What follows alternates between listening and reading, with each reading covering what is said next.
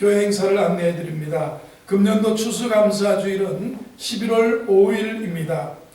추수감사 예배와 가족, 이웃, 친구 초청주일로 하나님 앞에 예배드리고 영광 돌리기를 원합니다. 여러분들이 기도하면서 가족들, 또 이웃들, 친구분들 이번 절기를 통해서 행복으로, 또 영원으로, 또 구원으로 초대해 주시는 그런 날 되기 바랍니다. 감사절 앞두고 저녁 기도회를 열고자 합니다. 10월 30일 월요일부터 11월 3일 금요일까지 한 주간 저녁 7시 30분부터 9시까지 기도회 엽니다. 여러분들이 많이 참석해 주시고 그래서 함께 기도를 모아 주시기를 바라겠습니다. 담임 목사 동정입니다. 금주간 월요일부터 금요일까지 기도원에서 목회 기도 하려고 합니다. 금요 저녁 기도회 있습니다. 돌아옵니다. 오늘 2부 예배 후에 운영위원회가 목양실에서 열립니다. 시무장님들 그리고 각 기관장님들은 참석해 주시기 바라고, 차량 운행은 15분만 더 있다가 운행을 할 테니까 1층에 내려가셔서 커피도 잡수시면서 교제하고 기다리시면 차량 운행 가도록 하겠습니다. 교우동정입니다. 최미자 집사님 명동에 제2사업장 신규 오픈하셨습니다. 기도해 주시고 축복해 주시기 바랍니다. 수요 저녁 예배, 금요 기도에 적극적인 동참과 참여를 기대합니다. 본당 청소 및 쓰레기 분리수거, 오늘은 에베네셀 목장에서 수고해 주시겠습니다. 은혜로운 예배를 위해서 예배 시간에 늦지 않게 미리 오셔서 찬양해 주시고 기도로 준비해 주시며 은혜 받으시기를 바랍니다. 우리 전후좌우에 계신 분들에게 한번 인사하겠습니다. 잘 오셨습니다. 은혜 받으시기 바랍니다. 아멘.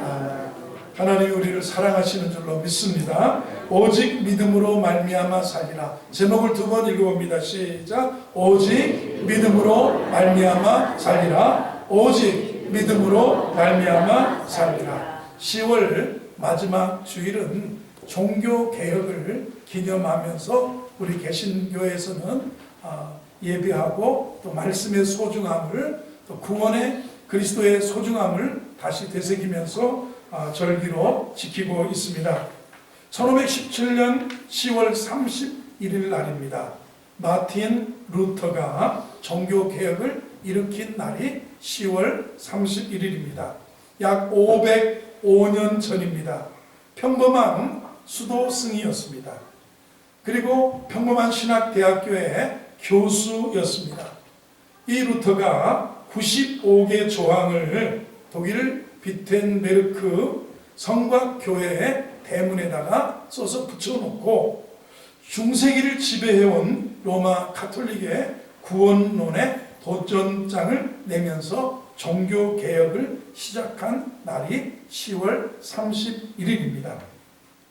종교개혁은 유럽의 정치, 경제, 문화, 사회의 다방면을 변화시키는 계기가 되었습니다.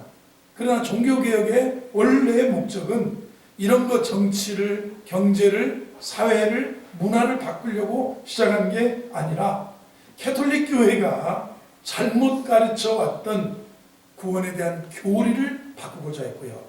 신앙을 그런 식으로 신앙 가지면 안 되고 성경적 신앙을 가져야 된다. 교리의 변혁, 성경적 변혁을 그 목적으로 한 것이 종교개혁입니다. 그러면 루터가 왜 10월 31일 날에 비텐베르크 그 성곽의 교회에 그 정문에다가 대문에다가 95개 조항을 붙여놨을까? 그리고 왜 10월 31일인가? 이날은 원래 유럽인들이 소위 모든 성자들의 축제일, 모든 성자의 대축일이다, 만성절이다, All Saints Day, 모든 성자들의 날로 기념하며 지켰습니다. 오늘날 불신자들이 할로윈 데이로 지키는 그런 개념입니다. 영국의 켈트족은 죽으면 사람이 1년 동안 하늘을 떠돌아다닌다고 믿고 있었습니다. 그래서 이 10월 31일 만성절이 되면 죽은 사람들의 영혼이 나와서 누군가의 몸에 들어갈까 돌아다닌다는 거예요.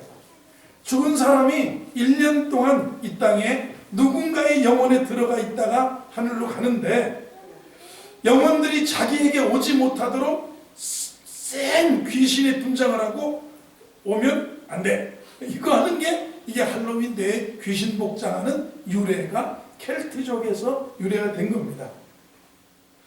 영혼들이 자기에게 오지 못하도록 무서운 귀신으로 분장을 하고 칠해버리고 귀신처럼 입는 날이 할로윈 데이입니다. 한마디로 귀신 노름하는 날입니다. 그래서 원래 만성절은 그런 날이 아니라 성주나 영주들이 성자의 유물, 유골 이런 것들을 모아서 저장해놨던 장소를 개방하는 날입니다. 이를 개방하면 동네 지역 사람들이 와서 그 유물을 만지고 그의 모든 썼던 성경도 만지고 그의 관도 만지면서 기도하고 경배하고 입 맞추면 연옥에 머물고 있던 자기 남편이 천국으로 올라간다. 연옥에 머물고 있던 자기 부모님이, 자기 아니면 먼저 간 자식이 내가 그 성자를 놓고 성자의 유물을 만지며 기도하면 연옥에서 천국 간다고 믿었던 그런 날이 만성절입니다. 안 믿는 사람은 귀신 노름하고, 믿었던 사람들은 만성절이라고 성자들의 유물을 만지고 그러면 입 맞추고 경배하면 연옥에 있던 내 가족이 천국 간다고 이 비성경적인 신앙을 가지고 있었기 때문에 10월 31일 날 루터는 95개 조항의 반박문을 비텐베르크 성곽의 교회의 문에 붙여놓고 종교개혁에 불을 지펴버렸다는 겁니다. 그래서 사람들은 그 당시에 만성절을 학수고대하며 기다립니다. 요즘에 작년에 우리가 기억합니다. 할로윈데이에 이태원에 유럽 외국 사람들이 많이 모이는 그런 식당에, 그런 클럽에 젊은이들이 수없이 모이고 떠밀려 다니다가 158명의 한국의 젊은이들이 깔려서 압사당해서 큰 사고가 일어났습니다. 그래서 뉴스를 보니까 올해는 할로윈데이에 그런 옷이라든가 가면을 팔지 않는다. 다이소에도 마트에도 백화점에도 팔지 않고 그저 영업을 하면 빼빼로데이에 빼빼로나 팔아먹어야 되겠다 하는 뉴스를 본 적이 있을 겁니다. 루터가 종교개혁을 일으키면서 1517년 10월 31일 이 만성절을 기점으로 삼은 것은 이런 미신적인 행습에 대한 반기의 의미가 있습니다. 할로윈데이 같은 그런 것의 반기, 그리고 성자 유골 유물을 만성절에 그 유물을 섬기던 유물 숭배에 대한 반기를 들고, 오직 구원은 그렇게 받는 게 아니다. 교리, 그리고 무엇입니까? 신앙의 변혁을 일으키기 위해서 외쳤던 것이 종교개혁이라는 것입니다. 그래서 오늘은 종교개혁을 기념하면서 마틴 루터의 생애를 간략하게 보고, 그리고 루터가 우리에게 성경을 통해서 남겨주었던 5가지의 오직, 솔라라고 하는데 오직에 대한 비밀을, 말씀을 살펴보면서 은혜를 받도록 하겠습니다. 루터는 2가지 경험을 했습니다. 여러분의 신앙 체험을 묻는다면 여러분은 언제 주님을 만나셨어요? 언제 나는 이런 계기로 하나님이 나를 부르셨다고 하는 경험이 있습니다. 이 신앙의 체험입니다. 신앙의 경험입니다. 하나님이 나를 부르심에 대한 경험입니다. 루터는 1483년도에 독일의 아이스레벤이라고 하는 지역에서 태어났습니다. 아버지는 농부면서 또 광부였습니다. 금광업 아니면 그런 석탄을 캐는 그런 광부였, 농부이자 광부여서 중산층의 집에서 태어났습니다. 그래서 1501년대에 에르푸르트 대학에 입학해서 4년 만에 인문학 석사까지 받게 됩니다. 대학을 졸업하고 학사가 되고 그리고 석사까지. 그러나 루터의 아버지는 아들이 법률가가 되기를 원했습니다. 그래서 1505년도에 에르푸르트 대학 법대로 진학을 하게 됩니다. 그러던 중에 1505년 7월에 학교 다니다가 여름철이 됐는데 벼락의 경험을 합니다. 중요한 경험입니다. 학교에서 돌아오는 길에 루터는 벼락이 떨어지고 천둥이 벼락 그리고 비가 내리는 그날을 맞습니다.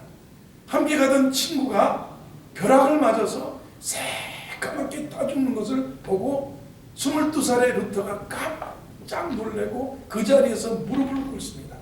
너무나 놀랐습니다. 겁에 질렸습니다.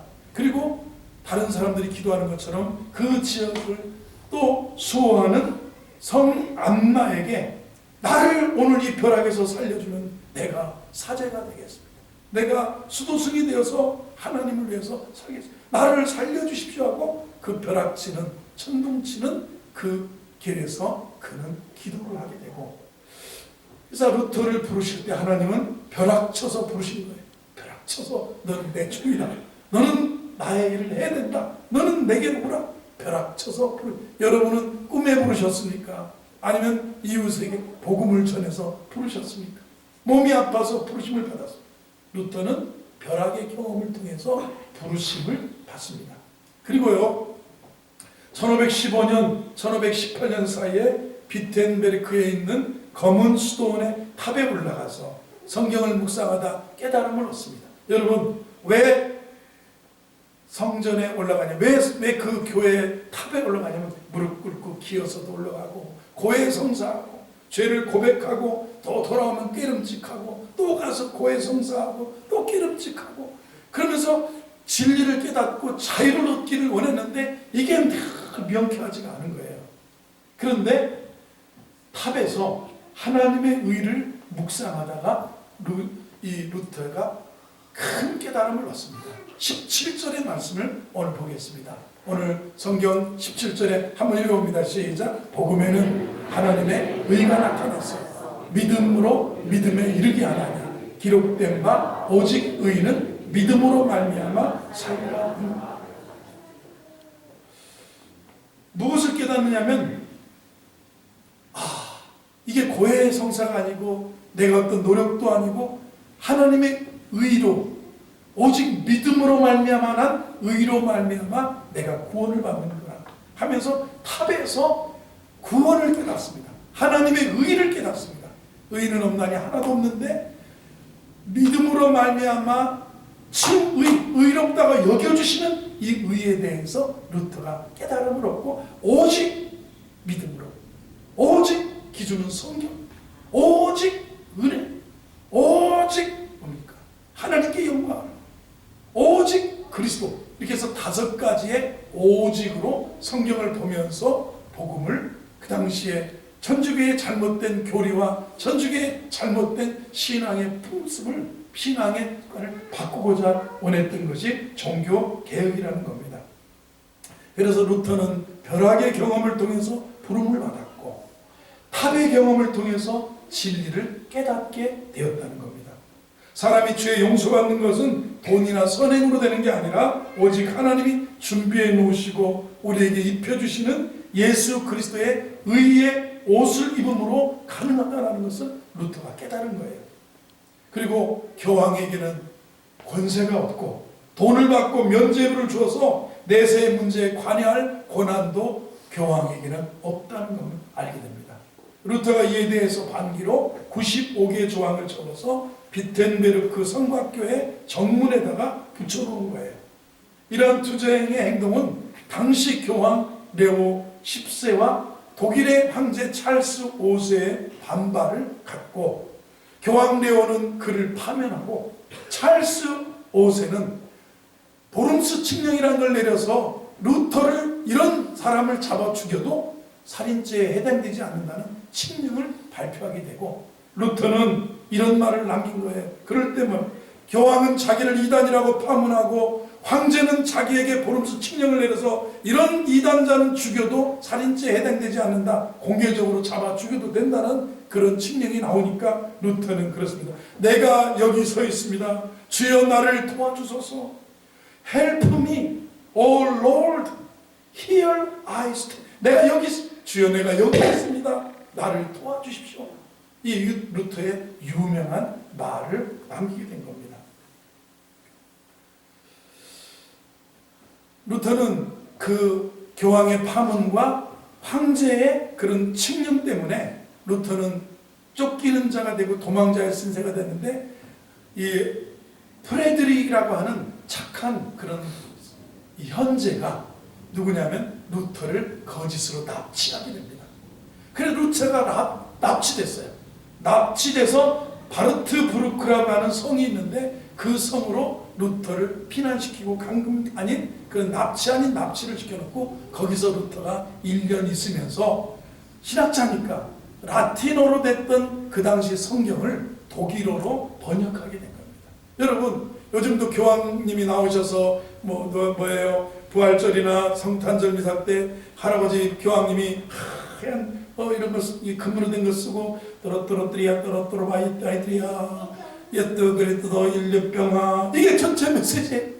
그게 라틴어로 돼서 아무리 미사를 베풀어도 우리 설교를 못 알아들으니까 그림 그려놓고 그 다음에 관이나 만지고 그 다음에 예를 들어 우리나라 김대건 신부가 있다면 김수환 추기경이 돌아가셨다면 추기경 묘지 앞에 가서 비석을 닦고 비석을 만지고 발 맞추고 입 맞추고 그렇게 구원받는다. 이런 게 만성절이라는 거예요. 어떻게 그런 유물 만져놓고 만지고 구원받느냐. 어떻게 그 그림 받고 예수님 오병이어네. 예수님은 나에게도 가난을 물리쳐주시고 보리떡 5개와 물고기 2마리 가지고도 나를 축복을. 라틴어로 읽지 못하는 라틴어로 하다 보니까 그래서 루터가 라틴어로 된 성경을 독일어로 번역을 했어요.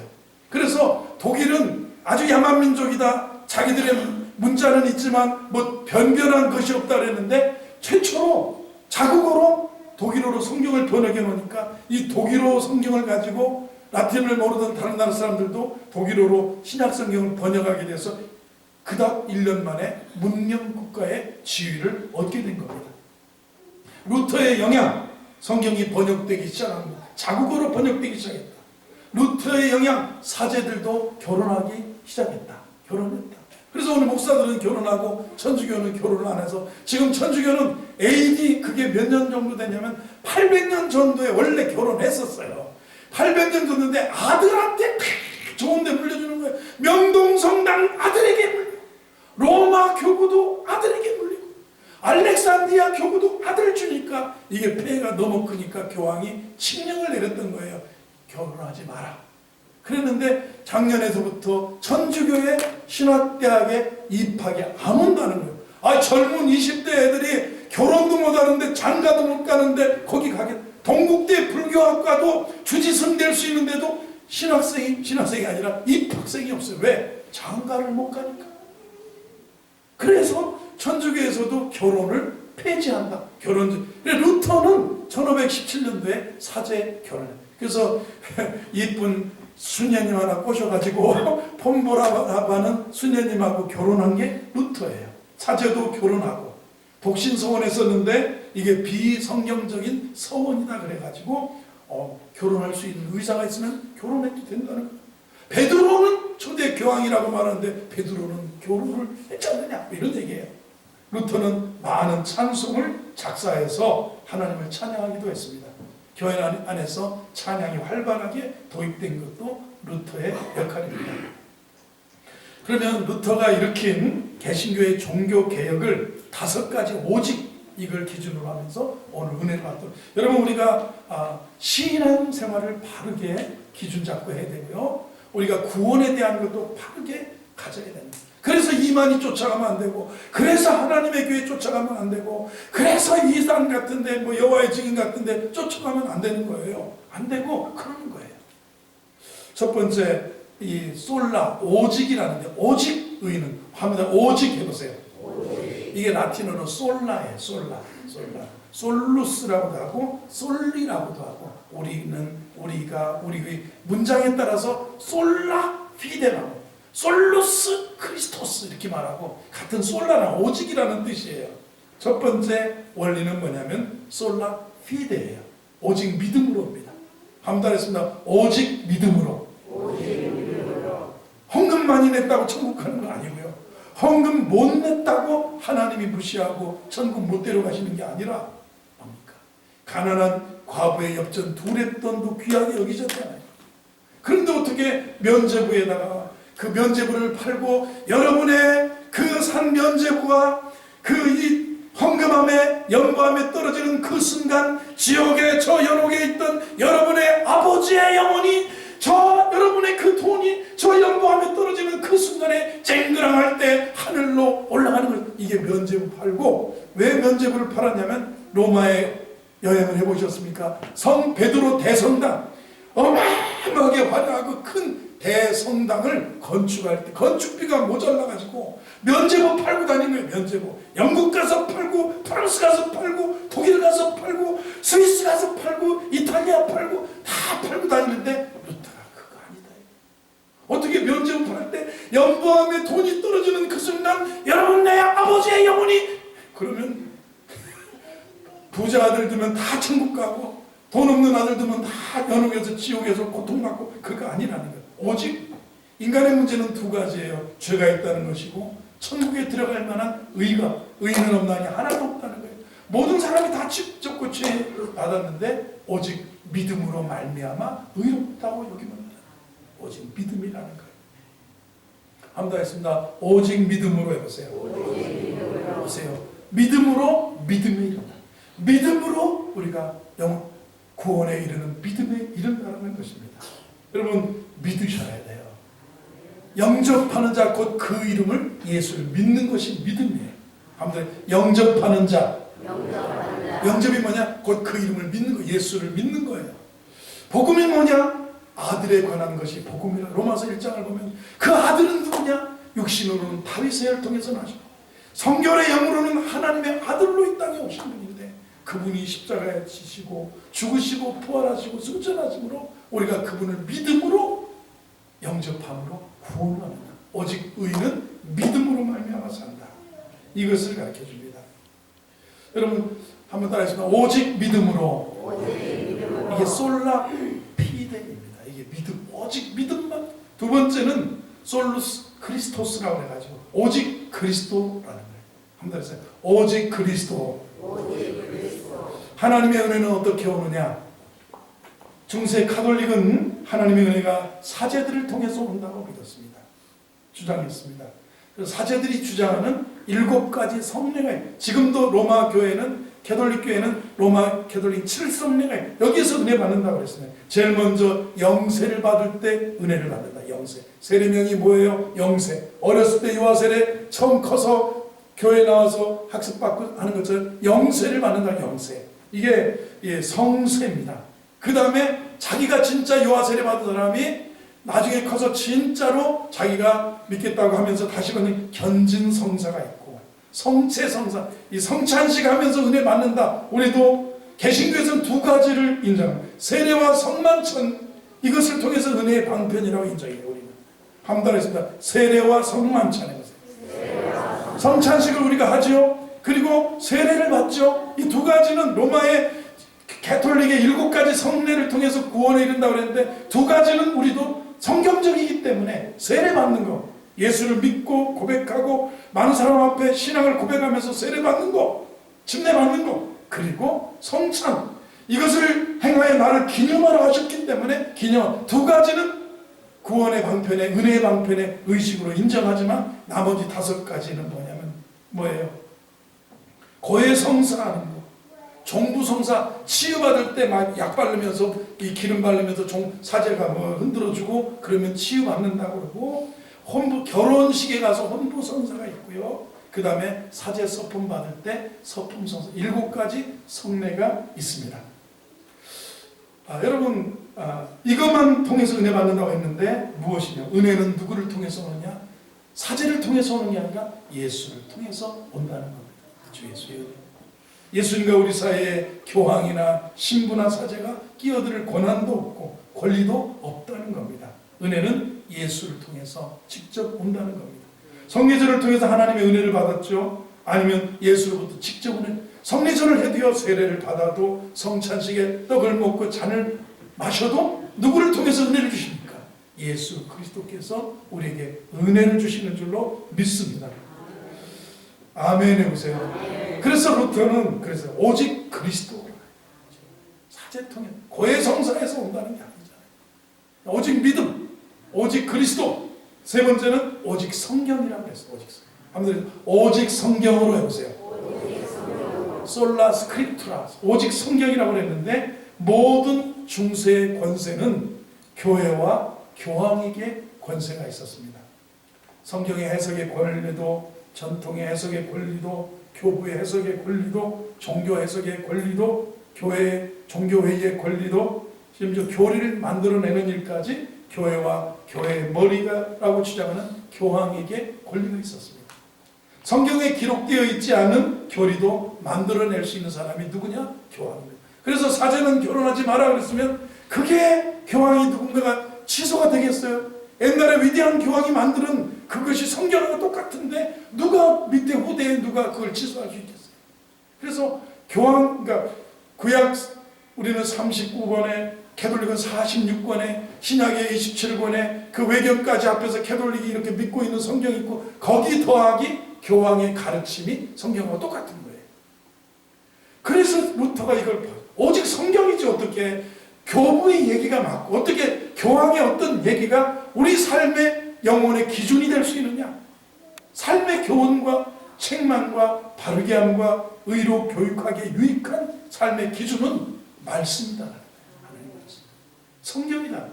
우리가 성도가 믿고 따라야 할 최고의 권세가 교황에게 있는 게 아니고 성경에 있다는 거예요. 여러분의 삶의 기준이 성경에 있기를 주의 이름으로 축원합니다. 우리는 성경에 기록된 말씀이라면 순종해야 되고요. 성경이 최고의 권위이기 때문에 그렇습니다. 교황도 성경에 없는 이야기를 한다면 복종할 이유가 없는 거라는 겁니다. 그래서 1519년 7월에 가톨릭은 그 당시에 가장 유명한 학자였던 존 에크를 보내서 루터하고 둘이 논쟁을 시켜놨어요. 루터가 성경만이 권위라고 하는데 해보자 했더니 이제 에크는 이렇게 논쟁할 때, 루터와 논쟁할 때 합니다. 교황님이 말씀하시기를 500년도에 이렇게 교황님이 말씀하시기를 900년도에 이렇게 말씀하시고 어떤 교황이. 그런데 루터는 말해요. 성경이 말하기를, 하나님이 창세기에서 말씀하시기를, 사도 바울이 성경에서 말하기를 이렇게 말한 거예요. 루터가 에크에게 저자는 마귀가 십자가를 피해가듯 성경을 피해간다. 모든 논쟁에서 마귀가 십자가를 피해가듯이 성경을 피해간다고 말했어요.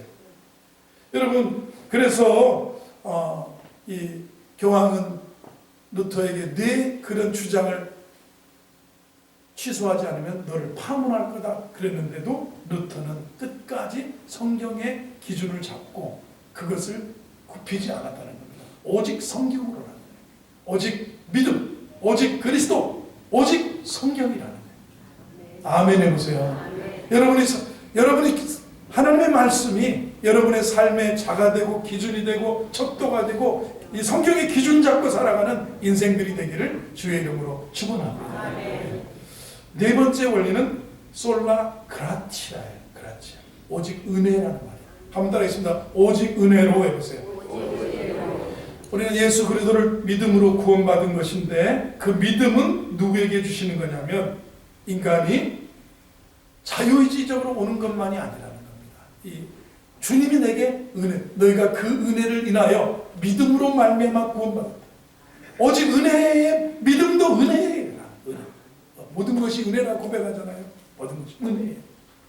한번 은혜입니다 해보세요. 은혜입니다. 나의 나된 것, 내가 믿는 것도 은혜예요. 주님이 믿음 주셨어요.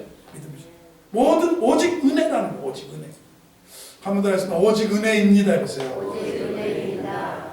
하나님이 은혜로 택하신 자들에게 믿음을 주신다는 오직 은혜로의 원리라는 거예요.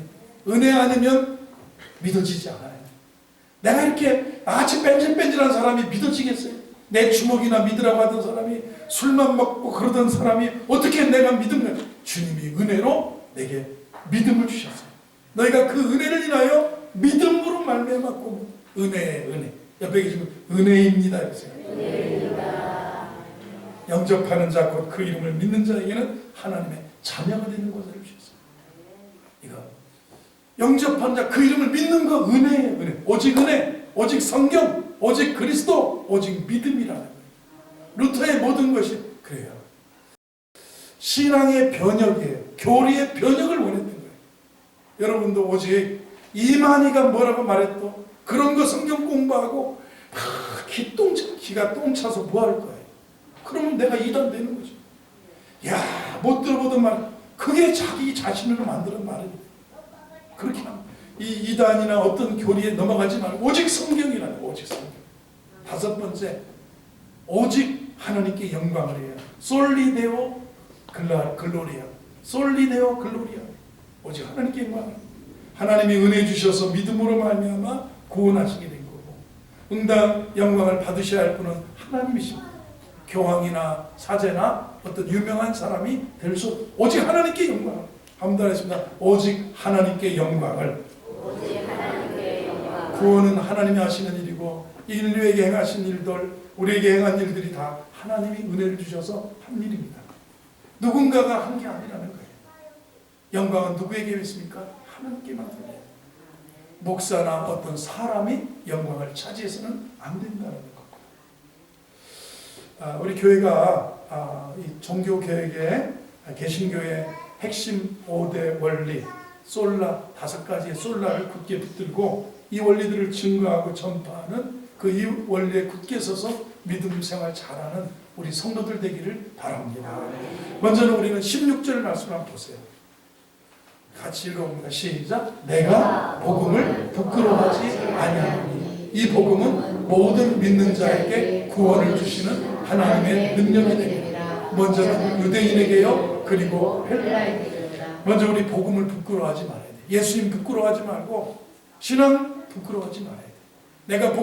바울은 내가 복음을 로마 사회에서 저 선진 문명의 로마인들의 앞에서 내가 복음을 부끄러워하지 아니하노니 이 복음은 모든 믿는 자에게 구원을 주시는 하나님의 능력이 됩니다. 오직 믿음, 오직 그리스도, 오직 성경, 오직 은혜, 오직 하나님께 영광, 이것에 붙들리면서요 부끄러워하지 말아야 돼요. 여러분 어떻습니까? 성경도 보이지 않도록 교회 갈 때도 막 성경도 안 들고 다니고 걔네 다 안 보이게 싸가지고 오고 그럼 부끄러워하는 거예요. 목사가 가서 교패를 붙여놓으면 교패도 떼버리는 성도도 있고, 그걸 오히려 붙여야 이단이 붙이면 이단 도온다고 떼었대요. 왜 떼었냐고 물어보니까 이단이 와서 더 나를 전도하려고 그래서 아예 안 붙이는 게 낫다고. 그것도 여러 가지인데, 복음 이런 거 말고요, 복음을 부끄러워하면 안 된다는 거예요. 내가 그리스도인인 것을 부끄러워해서는 안 된다는 거예요. 복음은 부끄러운 것이 아니라는 겁니다. 우리도 이 진리의 복음을 보세요. 어떤 마음을 가졌습니까? 14절을 보면 이런 표현합니다. 헬라인 14절, 방송 14절 띄워주세요. 같이 읽어보면 14절, 14절 시작. 헬라인이나 야만인이나 지혜 있는 자나 어리석은 자에게 다 내가 빚진 자다. 여러분, 빚지면 의무감이잖아요. 남의 돈 꾸고도 막 뻔뻔하게 아껴먹고 안 주는 사람 말고, 그러나 99.99%의 사람은 다 빚진 자의 마음을, 의무감이 있어요. 책임감이 있고요, 아픈 마음이 있고 무거운 마음이 있어요. 내가 빚진 자다. 나는 누군가가 나에게 은혜를 주셨고, 하나님이 은혜 주셨고, 누군가의 그 은혜의 손길을 통해서 내가 복음을 듣고 예수를 믿어 구원받은 하나님의 자녀가 되고, 이런 은혜와 은총 속에 사는데, 내가 헬라인을 볼 때나 야만인을 볼 때나 지혜 있는 사람을 볼 때나 어리석은 자에게나 다 내가 빚진 자의 마음으로 복음을 부끄러워하지 않고 이 복음을 전하려고 하는 그런 마음을 갖는 게 중요해요. 오직이에요. 오직. 오직 믿음이면서요. 오직 그리스도. 오직 성경. 오직 은혜. 오직 하나님께 영광 해보세요. 이런 믿음의 종들이 되기를 바랍니다.